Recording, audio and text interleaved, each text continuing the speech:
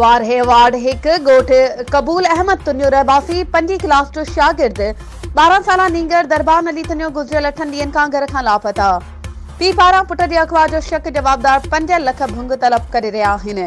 रक़म न ॾियण जी सूरत में पुट खे मारण जूं धमकियूं ॾेई रहिया आहिनि।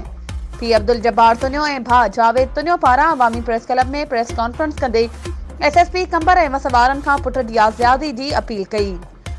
हुननि मीडिया अॻियां ॿुधाईंदे चयो त पुट खे पंजुल उर्फ पंजू गोगाणी वरगलाए वठी वियो ऐं नामालूम हंध तां फोन करे 5 लख भुंग घुरियो वियो ऐं न ॾियण जी सूरत में बछड़े खे मारे लाश ॾियण जूं धमकियूं ॾिनियूं वयूं आहिनि। हुननि ॿुधायो त असां अहिड़ो इतलाउ 24 तारीख़ ते वारे थाणे में रिपोर्ट लिखाई आहे जिते 8 ॾींहं गुज़रण बावजूद पुलिस कख भनी बीणो न कयो आहे। हुननि ॿुधायो त अॼु बि जवाबदारनि नंढड़े जे फोन नंबर तां ज़ंजीरुनि में ॿधल तस्वीरूं व्हाट्सएप करे फोन कॉल ते धमकियूं ॾिनियूं आहिनि। वधीक ख़बरूं ऐं अपडेट्स जे लाइ असांजे चैनल खे सब्सक्राइब कयो ऐं हा बेल आइकन खे प्रेस करण न विसारजो त जीअं असांजी हर नई अचण वारी वीडियो तव्हां ताईं पहुची सघे।